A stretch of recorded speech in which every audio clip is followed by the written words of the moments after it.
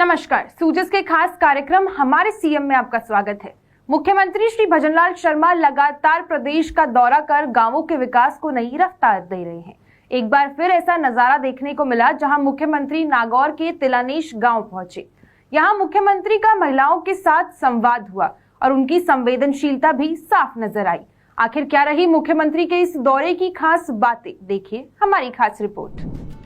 जब महिलाओं के सपनों को हौसला मिलता है तो बदलाव सिर्फ एक परिवार नहीं, पूरे समाज में दिखाई देता है। मुख्यमंत्री श्री भजनलाल शर्मा भी इसी सोच को गांव-गांव तक पहुंचाने की कोशिश में नजर आए। मुख्यमंत्री नागौर के तिलानेश गांव के दौरे पर पहुंचे और ग्राम विकास चौपाल में भाग लिया। इस दौरान उन्होंने महिलाओं को आत्मनिर्भर बनाने से लेकर उनके सम्मान और भागीदारी को मजबूत करने का संदेश दिया। इस दौरान कई ऐसे पल भी सामने आए जिन्होंने मुख्यमंत्री के इस दौरे को खास बना दिया। मुख्यमंत्री श्री भजनलाल शर्मा ने ग्राम विकास चौपाल में राजीविका से जुड़ी महिलाओं से संवाद किया। उन्होंने महिलाओं की प्रगति को जाना और उन्हें योजनाओं का अधिक से अधिक लाभ उठाने का आह्वान किया। इस दौरान क्लस्टर मैनेजर नीरू सोलंकी ने बताया कि पहले उनकी आर्थिक स्थिति कमजोर थी, लेकिन राजीविका से जुड़ने के बाद वे सालाना 1.25 लाख रुपए कमा रही हैं। मेरे समूह का नाम करणी माता स्वयं सहायता समूह है। सर 2019 में जब सीआरपी टीम आई थी मेरे घर में, तब मुझे समूह में जोड़ा। समूह में जुड़ने से पहले मेरी आर्थिक स्थिति बहुत खराब थी। फिर मेरे को T1 और T2 की राशि मिली। T2 और T1 की राशि मिलने के बाद हम समूह की महिलाओं ने सिलाई मशीन खरीदी। सिलाई मशीन खरीद के हमने सिलाई का काम स्टार्ट किया। सिलाई का काम करने से हम सभी महिलाओं को थोड़ी थोड़ी इनकम होने लगी। फिर सर मैं पढ़ी लिखी होने के बाद मुझे क्लस्टर मैनेजर का पद मिला और अभी क्लस्टर मैनेजर के पद पर होने से मेरी इनकम है 10,000। और सर मैं लखपति दीदी भी हूँ और लखपति दीदी सम्मान योजना में मुझे टेबलेट भी मिला। माननीय मुख्यमंत्री जी को मेरा धन्यवाद। अभी दीजिए, उन्हीं को दीजिए, अभी नीरू जी को। बहनों को एक और बात आप बताएंगे, जब आपने काम प्रारंभ किया था तो आपको क्या क्या परेशानी आई थी? सर मैं काम स्टार्ट करने से पहले घर से बाहर नहीं निकलती थी, क्योंकि मुझे घर से बाहर निकलने का कोई मौका ही नहीं मिला था। और ये राजस्थान सरकार ने राजीविका योजना चला के हम जैसी महिलाओं को सशक्त बनाया। आज सर मैं आपके सामने बोल रही हूँ, उस टाइम में 10 महिलाओं के सामने भी नहीं बोल पाई थी। परिवार में क्या परेशानियां हुई आपको? परिवार वालों ने कैसा सहयोग किया? किस तरह से आपको उनका सपोर्ट मिला? पहले मिला, बाद में मिला, उसके लिए क्या कहना चाहिए? सर शुरुआत में तो मेरे परिवार वालों ने मना कर दिया था, क्या इसमें कुछ नहीं है। लेकिन सर जब धीरे धीरे मैं आगे बढ़ी, पहले मैं बीके का काम करती थी, उसमें मेरे को 100 रुपए ही मिलते थे, तो मेरे को बोलते थे कि 100 रुपए के लिए तू क्यों काम कर रही है। उसके बाद सर मैं जब इस योजना में जुड़ी, उसके बाद मेरे को समूह सखी बनाया गया था। उसमें मेरे को साल के सर 27,000 रुपए मिले थे। तब मेरे परिवार को भरोसा हुआ कि ये आगे बढ़ सकती है, इसलिए सर उन्होंने मेरे को आगे बढ़ने का मौका दिया। बहुत बहुत धन्यवाद आपको नीरू जी। देखिए, मैं कुछ बातें इसलिए पूछ रहा हूं, ये कुछ परेशानी ऐसी हैं कि जो आती हैं। हमें उन सभी परिवार वालों को भी मैं इस बात को कहलवाना चाहता हूं कि हमारी बहनें जब काम करती हैं, माता बहनें, तो जरा उन पर थोड़ा भरोसा करिए। राजीविका से जुड़कर महिलाएं तेजी से आत्मनिर्भर बन रही हैं। इसकी मिसाल ग्राम विकास चौपाल में भी देखने को मिली। गांव की महिला अनीता ने बताया कि उन्होंने छोटे व्यवसाय से अपनी शुरुआत की थी, लेकिन अब वे लखपति दीदी बनकर अपनी अलग पहचान बना रही हैं। मैं 2019 में स्वयं सहायता समूह में जुड़ी थी। जब हमारे यहाँ दीदी आई तो उन्होंने बोला कि आप समूह में जुड़ जाओ। तब हमारे परिवार वाले कुछ लोग बोले कि क्या है, इसमें कुछ नहीं है, पर हमारे सास ससुर ने बोला कि आप आगे बढ़ना चाहते हो तो आगे बढ़ो, आपको जुड़ना चाहिए इसमें। तो मैं इसमें जुड़ गई। उन दीदियों ने 2 समूह बनाए, 2 समूह बना के वो चली गई। फिर तो थोड़े दिन के बाद वहाँ से क्लस्टर से फ़ोन आया कि आपको किसी पशु चिकित्सा के लिए ट्रेनिंग के लिए जाना है। तो मैं चली गई। वहाँ पे जाके मैंने ट्रेनिंग ली। फिर पशु सखी के लिए मेरे समूह की महिला और वो दूसरा वाला समूह उसकी महिलाओं को समझाया कि भाई आप पशुपालन करो, आप पशुपालन करोगे तो आपकी अच्छी है ना इनकम होगी। और पशुपालन जो करना चाहते हो, बकरी पालन, गाय पालन, कुछ भी, तो आप अच्छी नस्ल का लाओ। कैसे आप पशु आवास रखोगे, कैसे आप पशु आहार रखोगे। आजोला घास के बारे में भी जानकारी दी। कई कई जगह पे आजोला घास लगवाया तो वहाँ से उनको बड़ी अच्छी तरक्की मिली। फिर मेरा काम अच्छा देखकर फिर क्लस्टर से फ़ोन आया कि आप बीसी सखी के लिए चले जाओ, ट्रेनिंग लेके आओ। फिर मैं गई नागौर ट्रेनिंग के लिए, ट्रेनिंग लेकर आई और बीसी सखी का काम चालू किया। बैंक में ज्वाइनिंग हूँ अभी और बैंक में काम करती हूँ। मेरा अलग से बैंक में केबिन है, मैं बैंक में बैठ के काम कर रही हूँ। और जहाँ बैंक में मैं खुद जाना नहीं जानती थी, पर्ची नहीं भरना आता था मेरे को, क्योंकि मैं पढ़ी लिखी 5वीं पास ही थी। फिर जब इस राजीविका में मैं जुड़ी तो वहाँ से मेरे को ये अच्छा लगा कि आगे मैं पढ़ने की इच्छा हुई मेरी। तो घर वालों ने मेरा सपोर्ट किया कि आप पढ़ लो। तो मैंने 10वीं और 12वीं का एग्ज़ाम दिया। फिर मैं बीसी सखी की ट्रेनिंग करके आई और बैंक में ज्वाइन हुई। अब बैंक में बूढ़े बुजुर्ग आते हैं, बच्चे आते हैं, विकलांग भी आते हैं, तो मैं सभी का पैसा एकदम आसानी से निकाल के देती हूँ। भाई वो आए, उनको लाइन में लगने की कोई ज़रूरत नहीं है। वो आए, फिंगरप्रिंट पे डिवाइस पे फिंगर लगाया, आधार कार्ड दिया और पैसे लिए चले गए। अगर किसी का बीमा बनवाना है, जैसे ये बीमा अभी चल रहा है, अटल पेंशन योजना, PMJJY योजना, PMSBY योजना, ये बीमा भी करवा रही हूँ। और किसी की KYC नहीं है तो वो KYC भी करवा रही हूँ। और किसी का अकाउंट खोलना है तो वो अकाउंट भी वहाँ आए, फार्म लिया, फिर वो फार्म आप भरो ये कहने की ज़रूरत नहीं है। सीधे मेरे पास आए, अपना फिंगर लगाया और वो अकाउंट खुल गया, उनको उनकी पासबुक मिल गई। ये काम है मेरा। 10 से 4 बजे तक मैं बैंक में काम करती हूँ। उसके बाद घर पे जाके फिर घर पे अपना स्टॉल है, उस पर वहाँ पे ये काम करती हूँ। और जब टाइम समय मिलता है तो आस पड़ोस की महिलाओं को भी समझाती हूँ कि भैया आप भी आगे बढ़ो। मेरे गाँव में पहले 2 समूह थे, फिर 5 समूह बने, अभी 9 है और 4 अभी प्रोसेस में है। तो मैं राजीविका और मुख्यमंत्री जी को अब तहे लोग दिल से अब धन्यवाद जैसे देना वहाँ के गांव वाले हैं, अब आपसे क्या बोलते हैं, किस नाम से कहते हैं? मेरे को अनीता ही जानते हैं, अनीता नाम से ही जानते हैं कि भाई ना तो मेरे ससुर जी का नाम है और ना मेरे पति का नाम है। बोल रहे आप अनीता के पास जाओ, आपका कोई भी काम है, अगर आपकी पेंसिल बंद है तो वो भी हो जाएगी। और पहले किसके नाम से जानते थे? पहले तो जानते भी नहीं थे सर, घर से बाहर निकलना भी नहीं था। नहीं, पहले जानते थे तो किसके नाम से जानते थे? वो मुंजे की बहू है, यानी मेरे ससुर जी का नाम है, या फिर मेरे पति का नाम है कि भाई राजू राम की पत्नी है वो। अब कैसे जानते हैं? बैंक वाली है। अब ना सर, मेरे को बोल रहे ये तो बैंक मैनेजर हो गई है, इनसे जाके सारा काम करवा लो आप, ये बोल रहे हैं। इसीलिए मैं आपको और राजीविका स्टाफ को, राजीविका को और राजीविका चलाने वाले प्रधानमंत्री जी को भी तहे दिल से मैं अब धन्यवाद करती हूँ कि जो मैं घर से निकलना नहीं जानती थी, आज मैं आपके सामने आपसे संवाद कर रही हूँ। देखिए, एक बात और मैं आपसे पूछूंगा, जब आप इस समूह से नहीं जुड़ी थी और आवश्यकता के हिसाब से अगर किसी से पैसे मांगती थी तो उन लोगों का व्यवहार कैसा रहता था? सर बोलते थे कि आपको पैसे कैसे दे, या तो अपने ससुर को भेजो या अपनी सास को भेजो, या फिर कुछ अपना आइटम जैसे सोने के जेवरात लेके आओ तो ही आपको पैसे देंगे। हमारी आर्थिक स्थिति थोड़ी सी डाउन थी, अब तो बढ़िया है हमारे हमारे पतिदेव भी है ना अच्छे से काम करने लगे। पहले तो उनका भी डाउन था काम, अब वो भी अच्छा काम कर रहे हैं और हम भी अच्छा।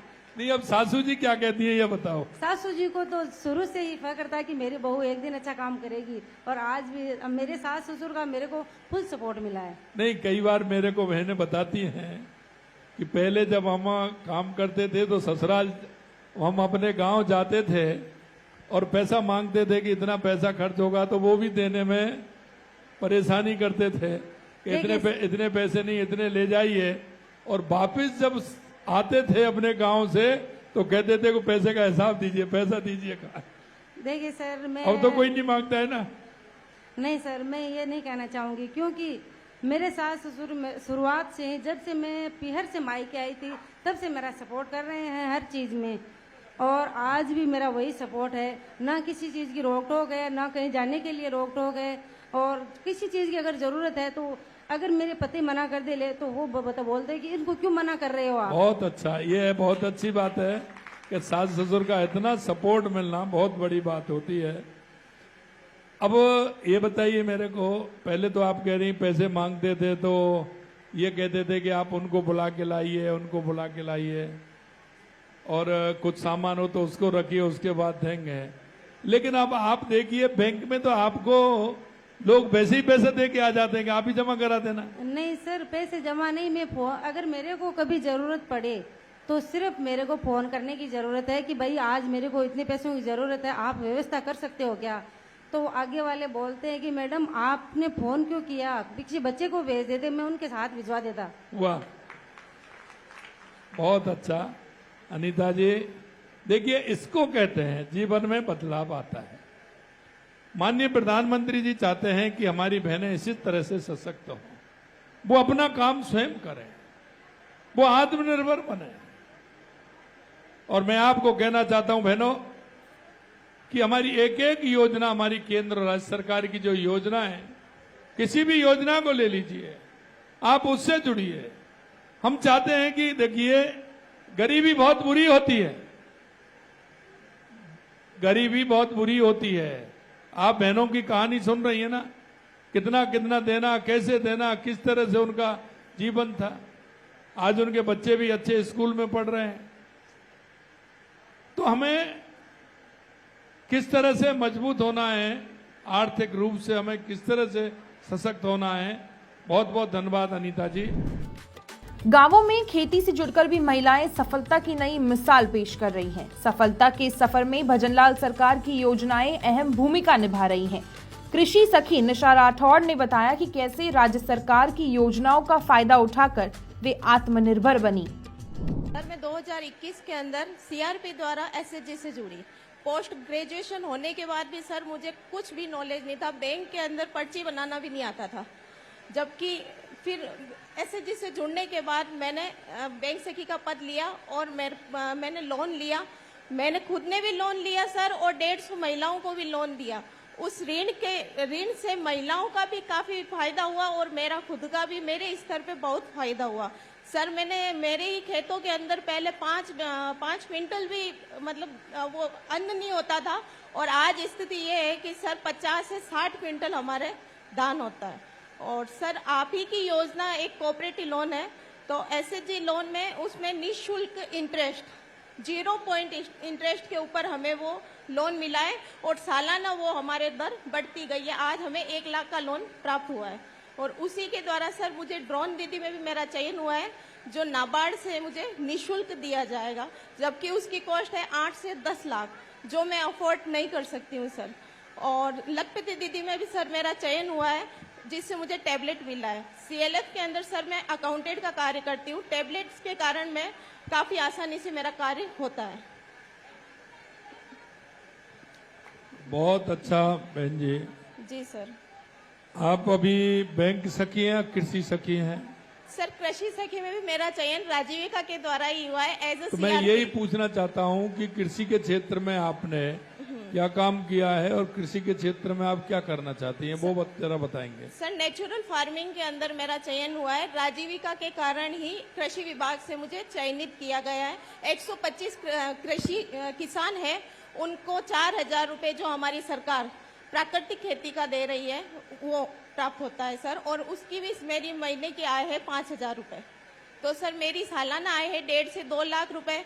और पहले हमारे रवि की फसल ही होती थी, अभी हमारे दोनों फसल हो रही है। फार्म पाउंड भी बनवाया है सर हमने लोन लेके, बैंक से भी लोन लिया है, सीएलएफ से भी लोन लिया है। उससे हमारे जीरे की फसल हुई 6 से 7 लाख रुपए। धन्यवाद सर, आप और आपकी सरकार ने हमारी मातृत्व शक्ति का बहुत ही सपोर्ट किया है सर, आपको तहे दिल से धन्यवाद। चलिए, बहुत अच्छा।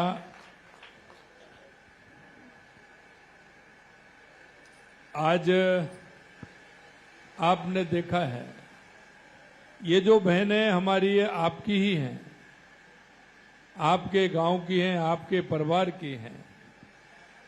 मैं सभी माता बहनों से कहना चाहता हूं, हमारी सरकार, केंद्र और राज्य सरकार की जो हमारी स्कीम है वो हमारे जीवन को बदलने वाली है।